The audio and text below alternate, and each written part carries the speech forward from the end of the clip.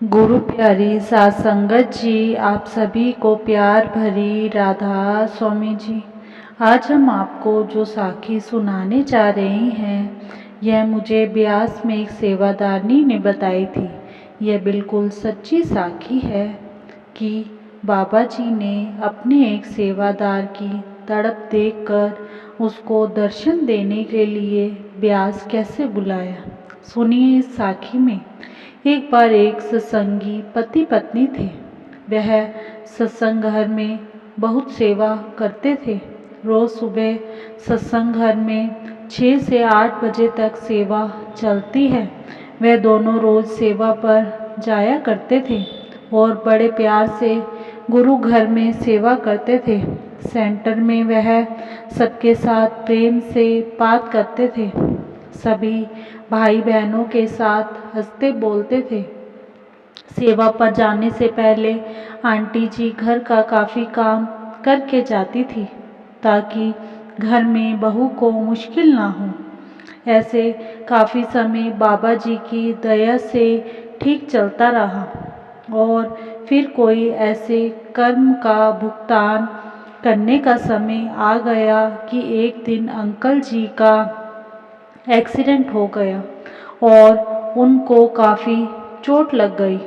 काफ़ी समय अस्पताल रहने के बाद अंकल जी घर आए, जिसकी वजह से वह दोनों काफ़ी समय तक सत्संग घर नहीं जा सके। पर हर समय उनकी जुबान पर उस मालिक का शुक्र ही था। सत्संग घर में जैसे ही सेवादारों को पता चला कि अंकल जी को छुट्टी हो गई है, वह घर आ गए हैं, तो सेवादार और सेवादारनियां उनका पता लेने के लिए आने लगे और बोले, भाई साहब आप जल्दी से ठीक हो जाएंगे, बाबा जी है ना। बाबा जी ने ही सेवा करने के कारण आपको किसी बड़ी मुसीबत से बचा लिया है। जैसे ही अंकल जी थोड़े बहुत ठीक हुए तो वह आंटी जी को कहने लगे कि तुम तो अब सेवा पर जाया करो, मेरे कारण तुम क्यों अपनी सेवा छोड़ती हो। मैं जब ठीक हो जाऊंगा तब जाऊंगा। तो आंटी जी सत्संग वाले दिन अब सेवा पर जाने लगी। जब वह सेवा पर आती थी तो जल्दी ही घर चली जाती थी, क्योंकि घर में अंकल जी को भी देखना होता था।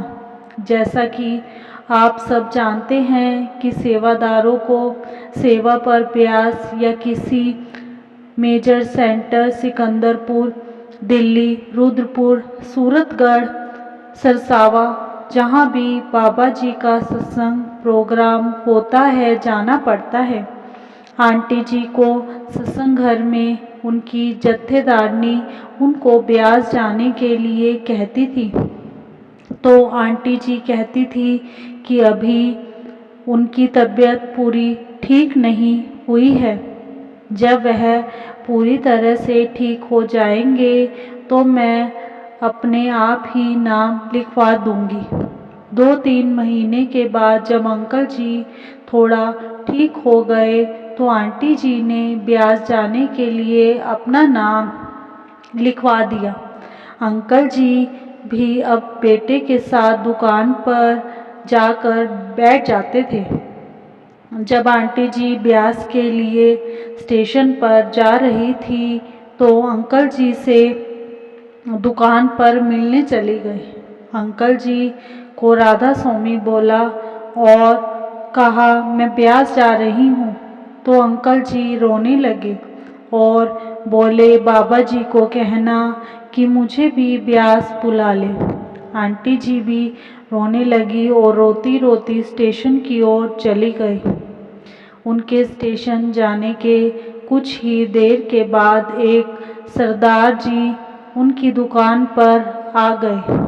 बाबा जी की फ़ोटो देखकर बोले, भाई साहब क्या आप राधा स्वामी हैं। तो वह बोले, जी भाई साहब हम राधा स्वामी हैं।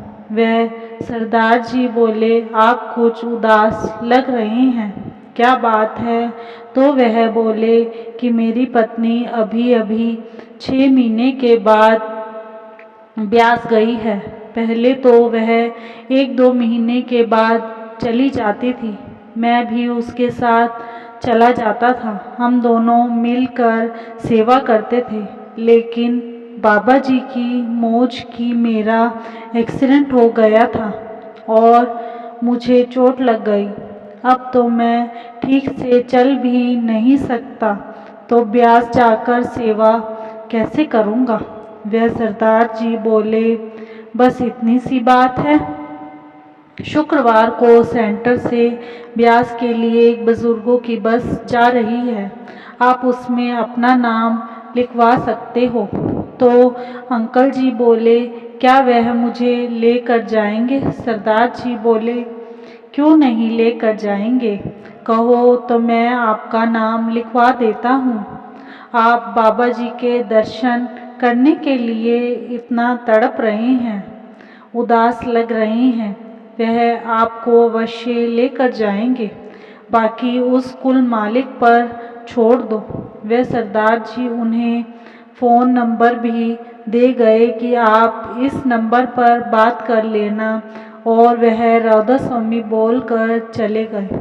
अंकल जी सोचने लगे, यह सरदार जी एकदम से मेरी पत्नी के ब्यास जाने के बाद कैसे आ गए?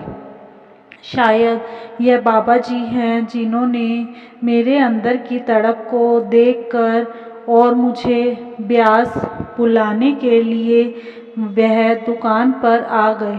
वह और कोई नहीं, मेरे प्यारे बाबा जी ही थे। वह शुक्रवार दोपहर को बाबा जी के दर्शन करने के लिए सत्संग घर में पहुंच गए।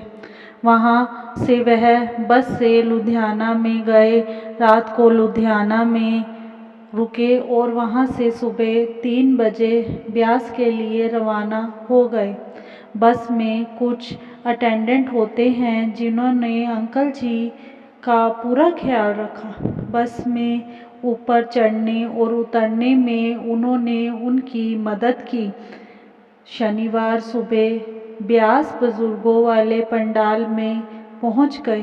बस बिल्कुल पंडाल के बाहर जाकर रुकी। बाबा जी के कार में दर्शन किए। वहीं पर बैठे बैठे ही बुजुर्गों को प्रसाद और पैक लंच दे दिए गए। उसके बाद पंडाल के पास ही उनकी बस आ गई और अटेंडेंट उनको वापस बस के पास ले गए। जो बुजुर्ग खुद चल सकते हैं वह खुद चढ़ गए। बाकी बुजुर्गों को हाथ पकड़कर बस तक लेकर आते हैं। जो ज़्यादा नहीं चल सकता उनको व्हील चेयर पर बस तक लेकर आते हैं। धन है बाबा जी के सेवादार जो इतनी लगन से सेवा करते हैं। जब आंटी जी ब्यास से वापस आई तो अंकल जी बोले, मैं भी ब्यास गया था। तो आंटी जी कहने लगी, सपने में गए थे क्या? वह बोले, तुम्हारे जाने के बाद बाबा जी रूप बदल कर दुकान पर आ गए और मुझे ब्यास जाने का रास्ता बता गए, तो मैं भी कहाँ पीछे रहने वाला था। ब्यास गया, बाबा जी का दर्शन करके वापस आ गया। वे दोनों बाबा जी का बार बार शुक्र करने लगे और बोले, वह सब जानते हैं। इसी के साथ इजाज़त चाहते हैं। कल मिलेंगे एक नई साखी के साथ। तब तक के लिए राधा स्वामी जी।